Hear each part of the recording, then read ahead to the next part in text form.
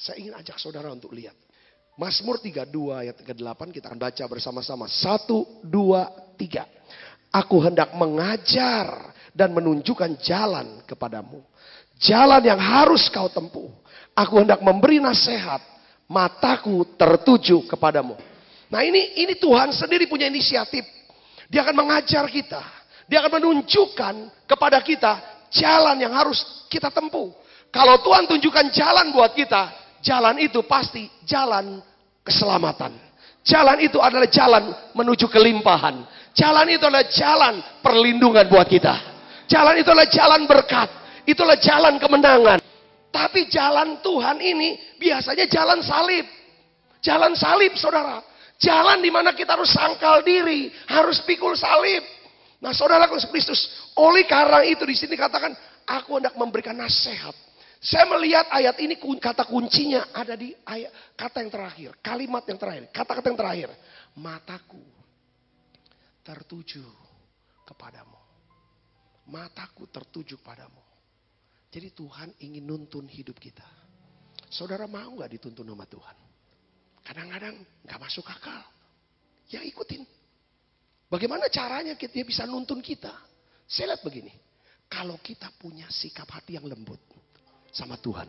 Lembut sama Tuhan. Kita terus mau didewasakan iman rohani kita, saudaraku. Maka Tuhan akan nuntun kita. Itu dengan apa? Matanya. Jadi Tuhan tuh mau nuntun kita tuh lewat matanya. Nah, Tuhan tuh nggak mungkin hanya dengan lotot gitu kepada semua orang, enggak. Saudara perhatikan, ya kan? Tuhan tidak mengarahkan wajahnya, kemurahannya ke segala tempat dan ke semua orang. Enggak, saudaraku. Ya, wajah itu bicara tentang apa? Hadirat Allah. Tangan itu bicara tentang apa? Kuasa Allah. Tuhan hanya kasih kepada siapa? Saudara, matanya, wajahnya, kemurahannya diberikan kepada siapa? Hanya orang-orang yang lapar. Orang-orang yang lapar akan hadirat dia. Kalau saudara bisa masuk, suka cari Tuhan, suka cari wajah, suka cari hadiratnya. Perhatikan, saudara akan dapatkan kasih karunia. Orang yang suka hadirat Allah, dia akan dapat kasih karunia. Ini kasih karunia itu dahsyat, saudara. Kuasa Allah bisa luputkan saudara dari dapur api menyala-nyala. Tapi kasih karunia Allah akan bisa menuntun saudara untuk masuk dalam dapur api menyala-nyala. Dan saudara tidak terbakar. Ada saat dalam hidup kita luput dari dapur api. Ada saat dalam hidup kita badai lagi besar. Tuhan hardik badai, badai tenang. Tapi ada satu waktu dalam hidup kita, saudaraku. Tuhan suruh apa? Masuk dapur api. Ada satu waktu Tuhan katakan, jalan di atas badai. Kalau udah bicara jalan di atas badai, jalan dalam dapur api, ini butuh kasih karunia. Seorang rasul besar namanya Rasul Paulus, saudaraku. Saudara, saya catat dia, saya perhatikan dari mulai kisah para rasul sampai surat-surat yang terakhir. Dia tuh tidak pernah minta apa-apa loh, saudara. Cuma satu dia minta. Permintaan itu pun tidak dikasih sama Tuhan. Apa, saudara? Kalau bisa, angkat ini duri dalam dagingku ini. Itu aja dia minta itu. Kan ini susah, bikin dia hidupnya susah. Aku sudah 3 kali doa. Aku minta supaya duri ini diangkat. Tapi jawaban Tuhan adalah apa, saudara? Cukuplah kasih karuniaku padamu. Justru dalam kelemahanmu lah kuasamu jadi sempurna. Katakan amin, saudara. Sehingga dia tutup, saudara, tulisan dia di dalam satu tulisan kitab yang terakhir, ya, salah satu kitab yang terakhir, Filipi 3:10. Yang ku kehendaki ialah mengenal dia dan mengenal apa? Kuasa kebangkitannya dan persekutuan dalam apa? Penderitaannya. Di mana aku menjadi serupa di dalam dia. Dalam kematiannya. 11 katakan ini harapan dia. Supaya akhirnya aku beroleh kebangkitan dari antara orang mati. Ibu bapak bisa nangkep gak di sini? Katakan amin. Katakan amin. Ya kan? Kalau saudara cari hadirat Allah, saudara akan dapat kasih karunia Allah. Kasih karunia Allah inilah yang bisa terus membuat kita tuh kok bisa jalan ya? Kok bisa aku lewati? Kesusahan yang gak sanggup kita lewati, itu bisa lewat. Sesuatu yang gak bisa kita dapatkan. Kok bisa kita dapatkan? Itu dari kasih karunia. Katakan amin saudara. Itu hasil apa? Hadirat Allah. Saudara bisa masuk hadirat Allah kalau saudara menyembah Allah. Saudara saya bisa menyembah kalau kita punya hati yang suka bersyukur. Ku masuki pintu gerbang hadiratnya dengan hati yang bersyukur. Nah, di sini saya ingin ajak saudaraku. Mau nggak saudara diajar oleh Tuhan? Mau nggak saudara dituntun oleh Tuhan? Perhatikan saudara. Saat Tuhan mengajar biasanya. Saat Tuhan mengajar. Biasanya mata kuliah yang Tuhan mau ajar kepada kita. Itu cuma satu. Mulai saudara masuk bangku kuliah. Yang dosennya adalah Roh Kudus Tuhan Yesus. Saudaraku. Sampai saudara kita. Yesus datang kedua kali. Atau itu mata kuliahnya cuma satu. Kalau kita kuliah ekonomi. Mungkin ada pengantar ilmu ekonomi. Ada juga pengantar ilmu hukum. Lalu nanti ada lanjutannya. Kalau sama Tuhan, mata kuliahnya cuma satu. Dan banyak juga gak lulus.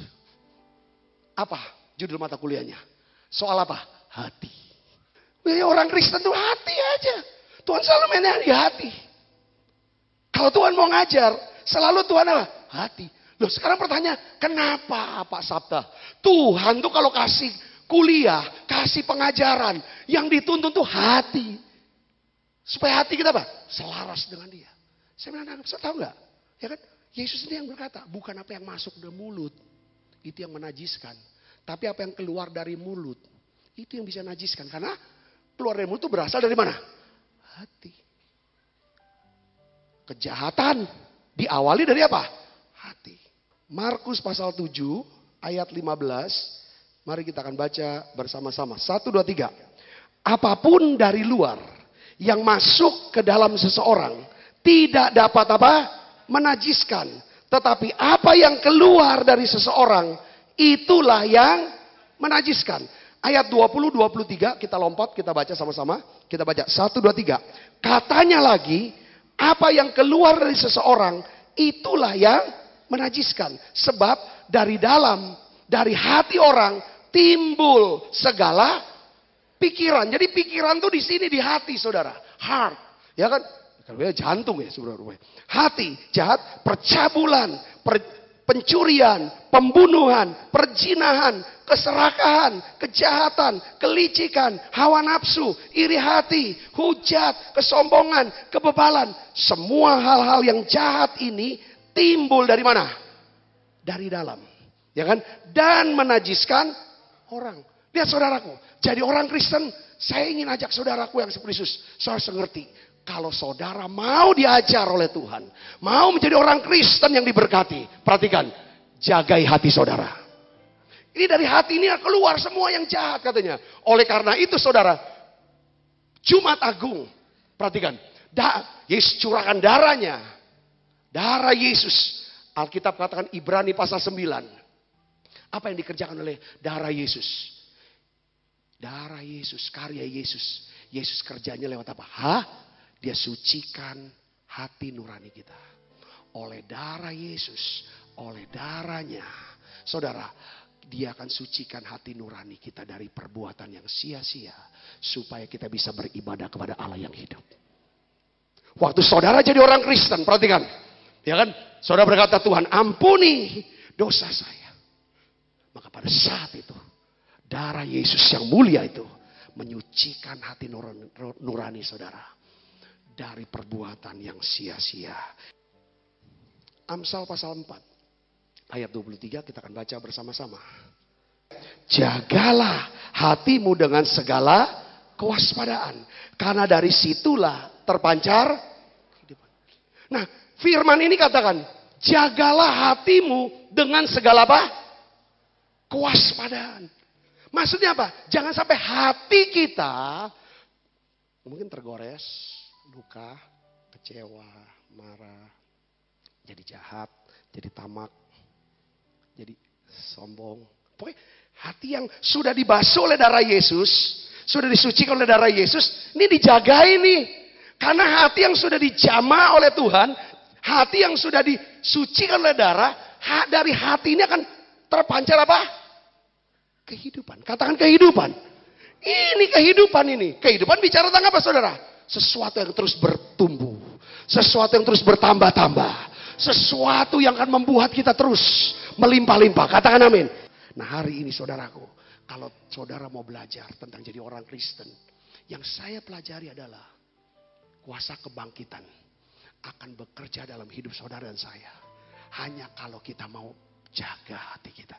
Seberapa besar hati kita, sebesar itu Tuhan akan berikan pemberian kita. Benar gak saudara? Amin. Nah, seorang yang bernama Ayub, saya mau kasih tahu. Ayub, ini orang dahsyat banget, saudara. Dia dihabisin hartanya, dihabisin anaknya, semua kesehatannya, bahkan istrinya, saudara, itu ninggalin dia. Dalam keadaan dia udah terpuruk gitu, saudara. Perhatikan, Alkitab katakan bahwa Ayub tidak berdosa. Dia tidak menganggap Tuhan melakukan hal yang tidak patut pada dia. Saudara perhatikan. Karena apa dia? Ini orang suka menyembah. Orang ini punya firman. Orang ini tahu bagaimana mengatur kata-kata. Dia ngerti bahwa kata-kata itu penting untuk jagai hati dia. Supaya dia nggak salah di hadapan Tuhan. Ini yang paling penting saudara. Saya rindu kita semua di hari Paskah ini. Kita berdoa supaya kita ini nggak salah di hadapan Tuhan hati kita. Ini penting. Nah, ada satu ayat yang dia tulis saudaraku. Ayub 34 ayat yang ketiga. Coba kita lihat di sini. Karena telinga itu menguji apa? Telinga menguji kata-kata. Seperti apa? Langit-langit mencecap. Saudara ngerti gak arti ayat ini? Ngerti kan? Kalau saudara makan pindang patin. Yang saudara makan adalah apa? Daging patinnya. Durinya diapakan? Telen. Dibuang. Saudara ngerti sini? Jadi di situ bicara tentang dia pilah. Yang mana yang bisa dimakan. Yang mana harus dibuang.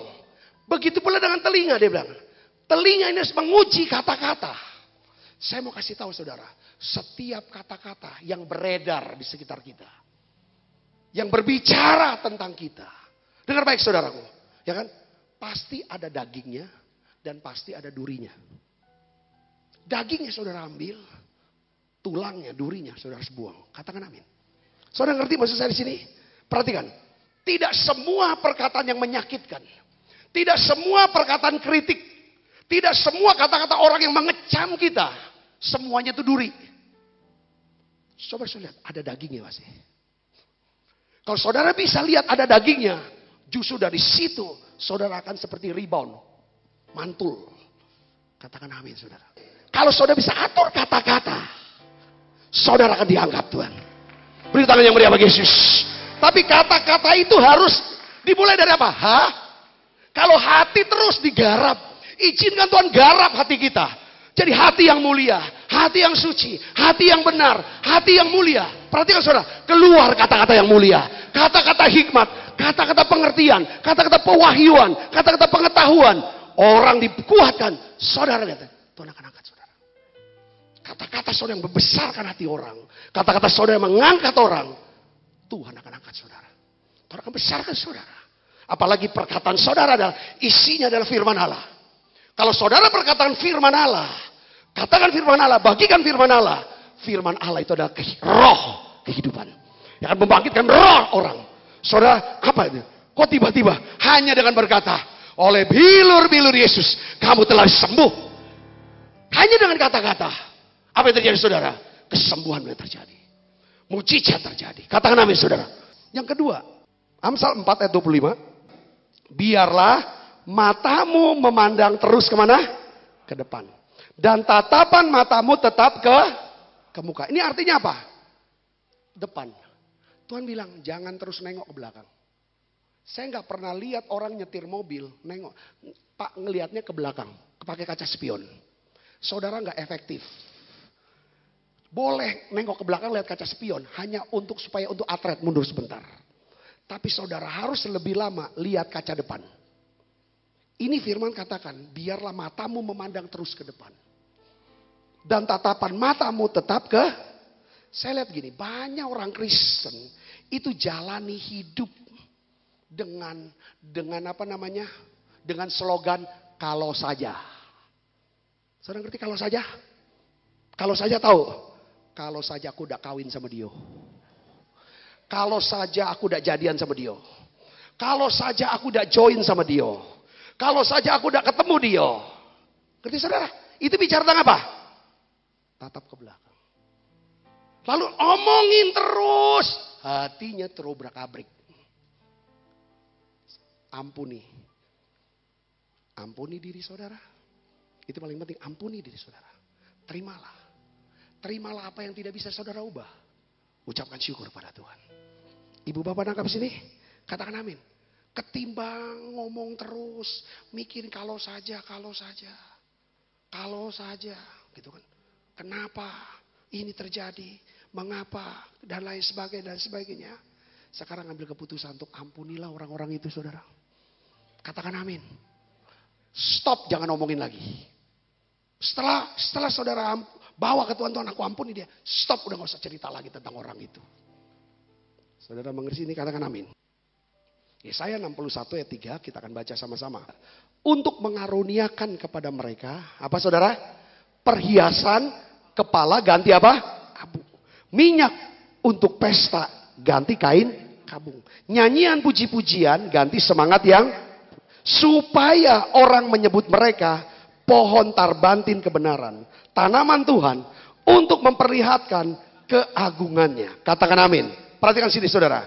Ini sebagai penutup, ini ayat penutupnya. Masih ada sih, tempuhlah jalan yang rata, janganlah menyimpang. Ini ada banyak poin, tapi saya hanya cukup 2. Pertama gini saudara, mau jaga hati tidak? Jaga perkataan saudara. Yang kedua, mau jaga hati tidak? Tetap pandang ke depan, jangan nengok ke belakang. Artinya apa? Sudahlah yang sudah terjadi. Yang tidak bisa kita ubah, sudahlah. Perhatikan saudara, ini ada janji Tuhan di dalam Yesaya 61 ayat 3. Ya kan?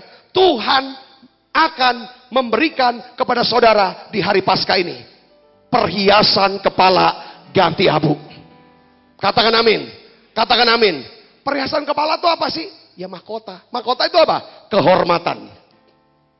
Sebagai ganti abu. Tetapi ini kuncinya. Kuncinya nih saudara. Saudara harus melepaskan abu itu. Kebaskan debu itu. Sebelum Tuhan dapat memberikan perhiasan buat saudara. Saudara tahu abu itu saudara tahu apa? Abu itu lambang apa saudaraku? Ya, abu itu melambangkan daripada apa yang tersisa setelah sesuatu telah terbakar. Betul gak? Amin. Dengan kata lain, abu itu mewakili apa? Mungkin harapan, impian. Saudara sudah mencintai, saudara sudah suka, saudara sudah berkorban, sudah buat A, B, C, D. Tapi rupanya bukan jodoh. Dia punya sayap, dia terbang. Pokoknya kita gak bisa ambil sesuatu yang Tuhan belum berikan buat kita. Kalau kita ambil, itu ada sayapnya. Dia ada rodanya, ada sayap bisa terbang, ada roda dia bisa apa? Gelinding. Mau dijagain pun, yang ada capek nanti. Mau itu jodoh, mau itu rejeki, mau itu pelayan, apapun juga. Ibu bapak nangkap sini, abu itu abu.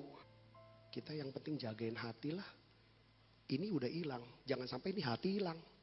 Kalau hati hilang artinya hilang semangat hidup. Gue lebih habis. Kalau masih hati dijagain, balik 2 kali lipat. Tanya Ayub kalau udah percaya. Tuhan Yesus berkati. Yo, ladies and gentlemen, welcome to my world with a brand new color of Edwardson and me, G.